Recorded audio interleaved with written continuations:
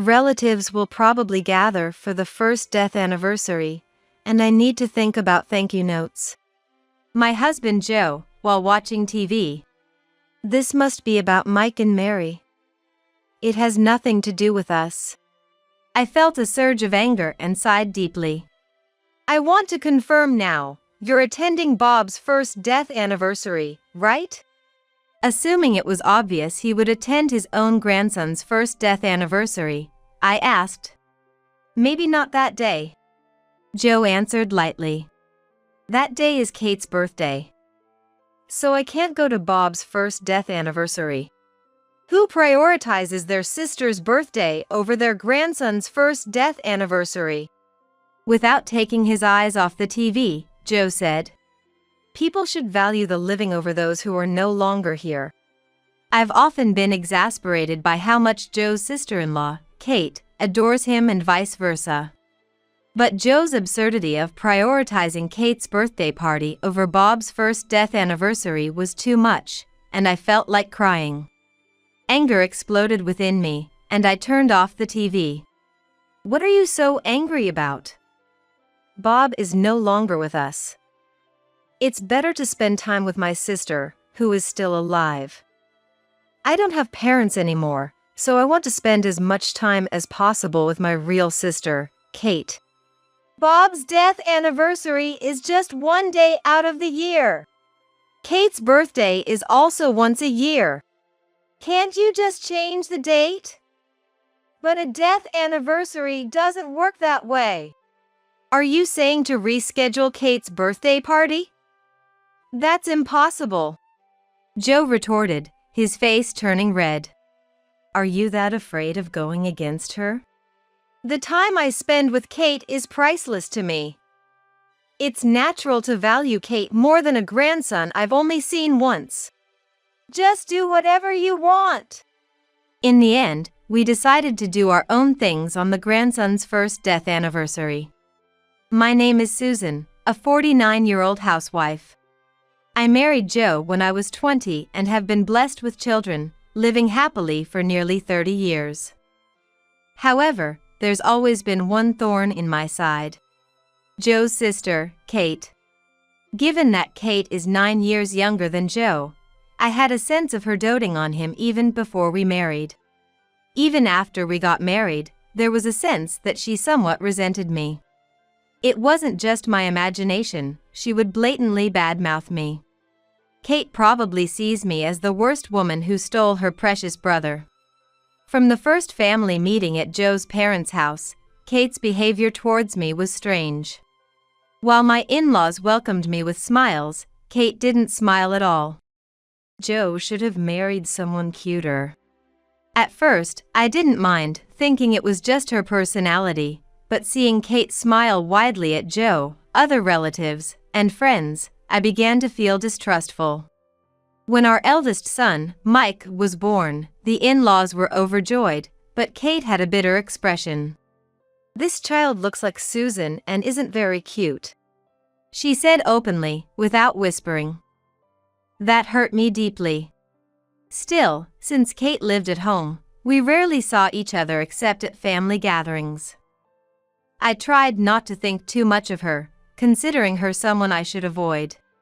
Mike grew up well, graduated from college, and started living on his own in an apartment as he began working at a home center. When he sent a photo of himself smiling with his coworkers, I cried at how much he had grown. One day, Mike came to us suddenly without any prior notice. Sorry. I meant to tell you sooner but couldn't find the right moment. Behind Mike, hesitating with his words, a young woman entered, holding a newborn baby. Nice to meet you, I'm Mary. Oh, when did you guys? I was surprised as I instantly understood the situation. Mike, with a look of regret. It's a shotgun wedding. I should have reported to Mom and Dad first and then had the child in that order, but it got reversed, and I'm really sorry. Joe and I looked at each other, taken aback by the sudden development. To Mike, who kept apologizing, I said, I thought my heart was going to stop from the shock. But I don't intend to blame you for the child being born. Congratulations. Thank you, Mom. But it would help if you reported such important things a bit sooner. Yeah, I'm reflecting on that. I want to hear all about it. Come in. I decided to warmly welcome my eldest son, his wife, and their child. Looking at the child's face, which resembled Mike when he was young, made me happy too. We named him Bob. Nice to meet you, Bob. Holding Bob, I said. He's our first grandchild. We have to live long enough to see him grow up. That's right. Contrary to my joy, Joe gave a small, emotionless nod. Even after Mike and his family left, I couldn't contain my excitement, to which I said excitedly, I wonder when they'll come next? I'm looking forward to seeing my grandchild already. You can never have too many clothes, right? I have to buy a lot before they come next. He's just been born. Buying so many clothes will just be a bother for Mike and them. Joe said coldly. What are you talking about? You've seen Mike grow up from a child. You know children outgrow their clothes quickly. Was that so? I don't remember well. Joe spoke as if it were someone else's concern. Irritated by such an indifferent husband, I said. Why are you so indifferent to your grandchild? That's how you were with Mike too. You've always been indifferent, leaving all the child rearing to me. I've forgotten about such old matters. You never went to Mike's sports day or school visits, did you? I was always tired from work. Joe made excuses, to which I sighed deeply. Indeed, I understand Joe has been busy with the construction business for many years, but he could have at least engaged with the children when at home. Now, more than ever, I'm utterly astounded by Joe's indifference towards our family. That aside, the moment I remember our grandchild's face, my agitated feelings clear up, and I return to smiling again. Children are amazing, aren't they? No matter what bad things happen, they have the power to make everyone smile instantly. Is that so? Joe muttered, still uninterested. Soon after, Mike called. It was quite late, past 12 a.m. The mobile phone by the pillow rang loudly. It's Mike. What could it be at this hour? That guy is inconsiderate. Why would he call at such a time? Joe complained, but soon started snoring. Contrastingly, I got a bad feeling and immediately got up. Answering the phone, there was a moment of silence before. Something terrible has happened. Mike's voice was clearly trembling. What happened? Calm down and talk to me. It was evident from the phone that Mike was crying. Pull yourself together. You're a dad now, I said, almost scolding, and Mike said, The child. Bob has passed away. Wah. I almost said, You're joking, but I knew Mike wouldn't make such a joke. I became distraught, unsure what to say to comfort my sobbing son. After waiting a couple of minutes for Mike to calm down, I tried to speak calmly. Tell me what happened. Mike took a deep breath and started explaining the circumstances. The cause of death was so-called sudden infant death syndrome. Mary is completely downcast, and whatever the doctor says goes over her head. Mom, please help. Even after hanging up, Mike's desperate cries echoed in my head. Being asked for help, there's only so much I can do. All I can do is be there for Mike and his wife. After a while, I put on a light cardigan and started preparing to go out. Joe, hearing the noise, woke up, rubbing his eyes. It's noisy. Can't you be a bit quieter? What time do you think it is? Joe, Bob has passed away. Bob? Is that someone you know? Who is that again? He's your grandson, for heaven's sake. Get a grip. Anger added to my grief, and I couldn't help but yell at Joe. Joe, sulking. Was he? Well, I have to get up early tomorrow, so I'm going back to bed, he said, turning back towards the bedroom. Our grandson has died. How can you be so nonchalant about this? Bob was Mike's kid, not ours, right? Why are you getting so worked up about it? Joe's attitude, as if it was someone else's problem, pushed me to the edge. Fine. I'm going to Mike's place anyway. Leaving Joe, who showed no interest in his son or grandson, I drove through the dark streets to the hospital. The face of Bob when I arrived at the hospital looked just like a doll. Bob. I cried so hard I felt like collapsing. Mary clung to the child's body, with Mike supporting her frail body from behind. I quickly pulled myself together and said, Mary, I know it's hard, but you have to stay strong. Having never experienced the loss of a child, I didn't know what to say. Still, as a parent, all I could do was try to encourage them as much as possible. We were led to the funeral home's facility. Mary, why don't you lie down and rest a bit?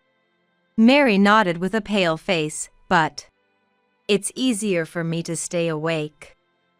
When I try to sleep, the child appears in my dreams. Mike, despite his grief, approached the meeting with the funeral home's representative with a calm demeanor. Mary, have you eaten anything? You won't last if you don't eat. I stayed close to Mary, who wouldn't leave the small coffin's side, and continued to offer words of encouragement. Even in such a situation, I remained calm, thinking about what needed to be done next. We need to let the family and relatives know about Bob's death. Thinking this, I called Joe. Joe said he was going to work in the morning, but I wondered if he would actually be waiting at home after hearing about Bob's death. Despite my concerns, Joe seemed to be at home. I guess it's my grandson's funeral. I've decided to take a couple of days off work. I've already told the boss. Hearing that, I felt a bit relieved. And I got a call from Kate earlier. The mention of that woman's name at a time like this made me feel a sharp pain in my stomach. Why would Kate, whom I hadn't seen or spoken to since last summer's vacation, call now? So, what did Kate want? Tomorrow's her birthday, right? She was asking about my plans. She said you should come home and celebrate once in a while. Joe reported cheerfully about the call from Kate. Joe, you seem quite happy, but this isn't the time for that, is it? Did you make sure to tell Kate about Bob's passing? Of course I did. But Kate wasn't interested at all. She got mad at me for ruining the festive mood. Hearing Joe's words, anger welled up inside me. You didn't just let it slide, did you? Let it slide. I didn't say anything. What else was I supposed to do? Are you an idiot? How can you laugh at a time like this when your own grandson has gone through such a thing? Didn't it make you angry to be told she wasn't interested? Susan, you're overreacting. He was just born. We haven't spent much time with him to be this sad. Besides, Kate never even met Bob. It's really none of her concern.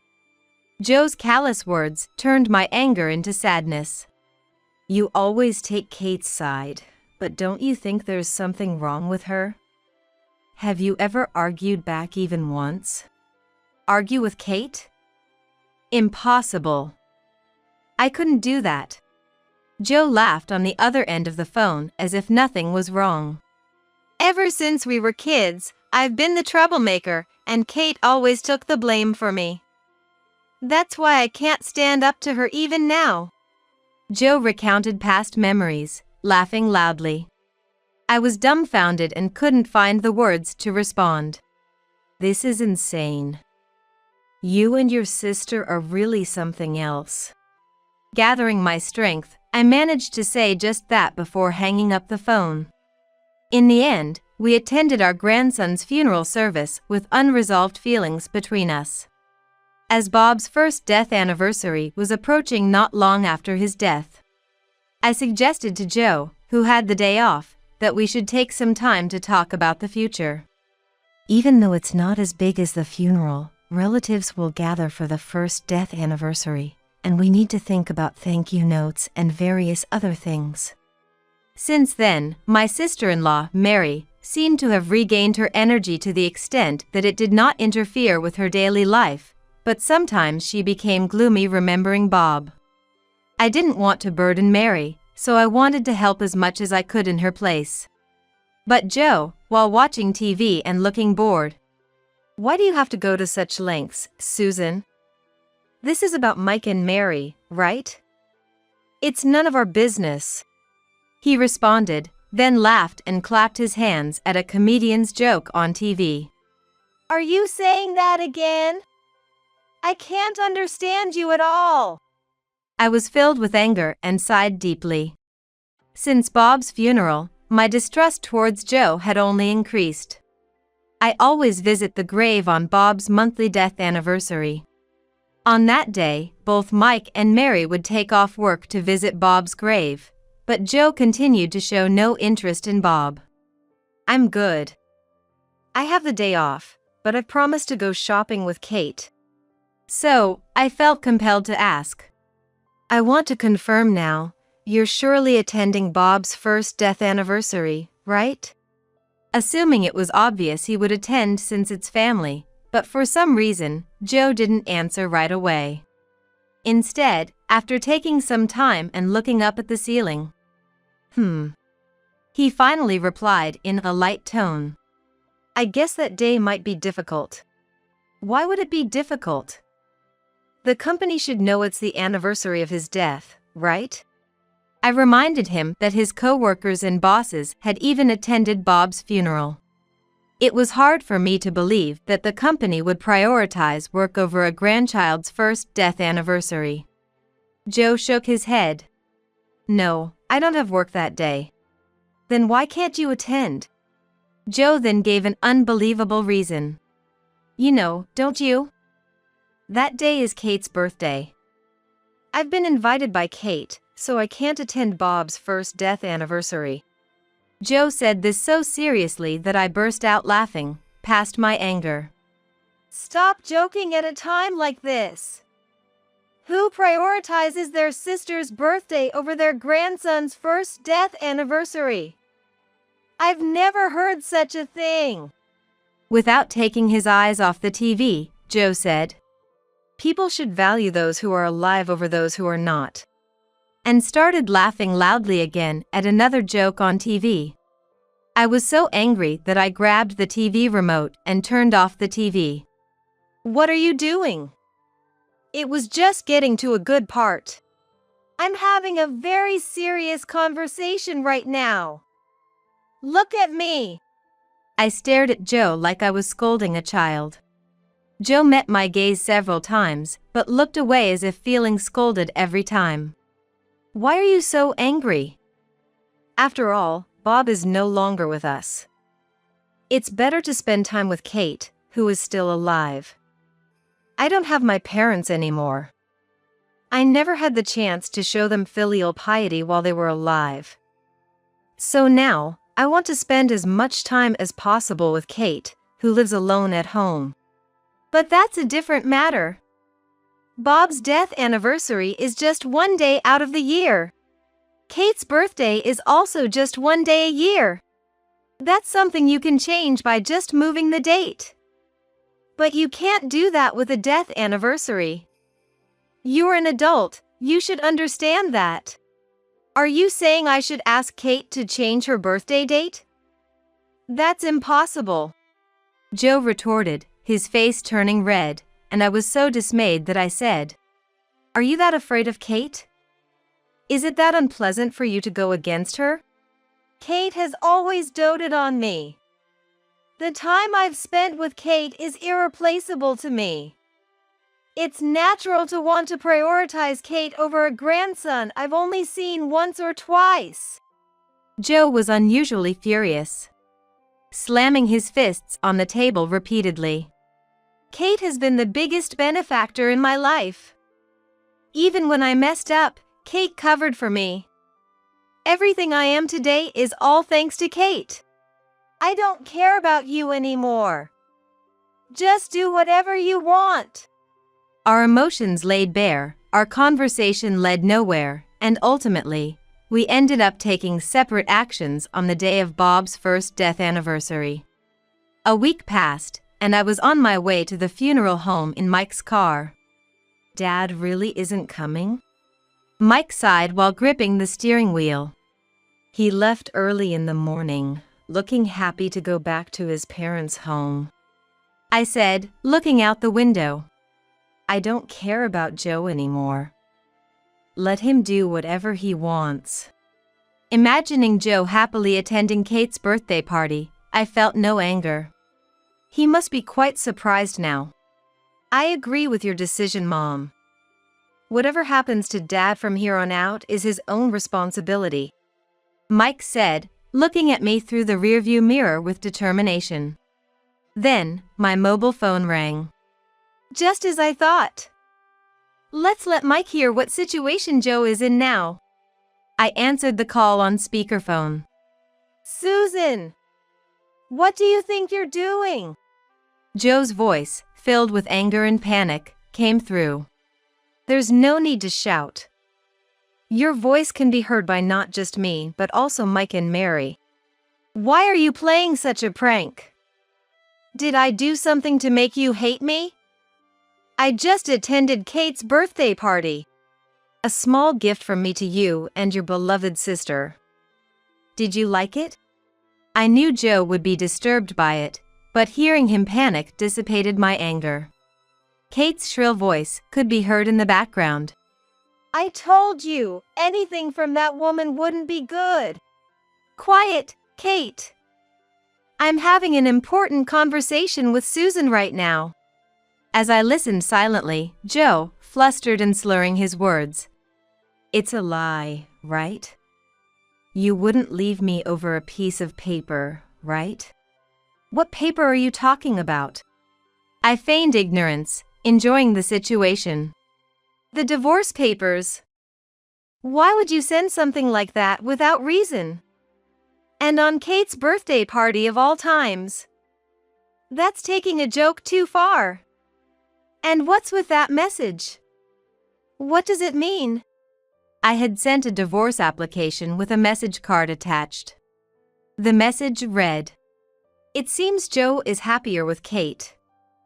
Live well together as siblings. Everything written in that message and on the divorce papers represents my true feelings. I've completely lost interest in you. My name is already signed. All you have to do is sign your name, and it can be submitted. Fed up with Joe's behavior, I had decided to cut ties with my husband. It's no joke. I have no intention of leaving you. Joe sounded desperate, but Kate's annoying voice was heard. If she wants to leave, just let her divorce. Quiet, Kate. I'm having an important conversation here. It's also Mike's wish that I divorce you. You've neglected his child, after all. Mike nodded seriously in the mirror. That. I don't want to separate. All right, Kate. Let's do that. I don't really want to sign, but I will. Pathetically, Joe seemed unable to oppose Kate and made a decision to change his mind. With the divorce from Joe decided, I felt a sense of relief at no longer having to face the detestable Kate. Susan, you seem to have a better complexion lately. You look somewhat rejuvenated. Really? Well, getting rid of a burden might have helped. I joked, and Mary laughed. Since then, Mary gradually regained her spirits and even increased her interactions with relatives. Yet, I continued to worry and visited my son and his wife's home. Thanks for everything, Mom. But you don't need to worry, Mary is doing fine. Mike reassured me, and I felt relieved. Indeed, I recently received happy news from Mike that Mary was pregnant with their second child. I've been making meals and frequently bringing them to my son and his wife's new home, trying not to burden Mary. The child that's about to be born needs to grow up and become an adult, and even have children of their own. I need to live long enough to see that. That's right. I have so much I want to learn from Susan, and I need her to stay healthy and with us. Hearing my son and his wife say that made me smile involuntarily. It looks like I need to stay strong until I become a great grandma. I whispered to Bob at his grave, so quietly that my son and his wife couldn't hear. Having goals even as one ages is a wonderful thing. I felt as if a new source of vitality had sprung up within me. Meanwhile, Joe had sent several messages and called a few times wanting to reconcile. Kate is so worried I'll fall for some weird woman again that she won't let me step outside. I'm an adult, you know. More importantly, you and I are complete strangers now, so please don't contact me again. As much as I love Kate, being together all the time can be suffocating. You should cherish your real sister over a stranger like me. That's more like you, and it's wonderful. So, goodbye. Joe was still complaining on the other end of the phone, but I hung up and then blocked his number. What happened to Joe and Kate after that is not something I know or care about. More exciting things are happening for me. Mom, the baby is born. Mike's tearful, joyful face and the sound of a baby crying from the delivery room. Congratulations, Mike. Build a wonderful family. The restlessness in my heart was quickly replaced by a warm feeling.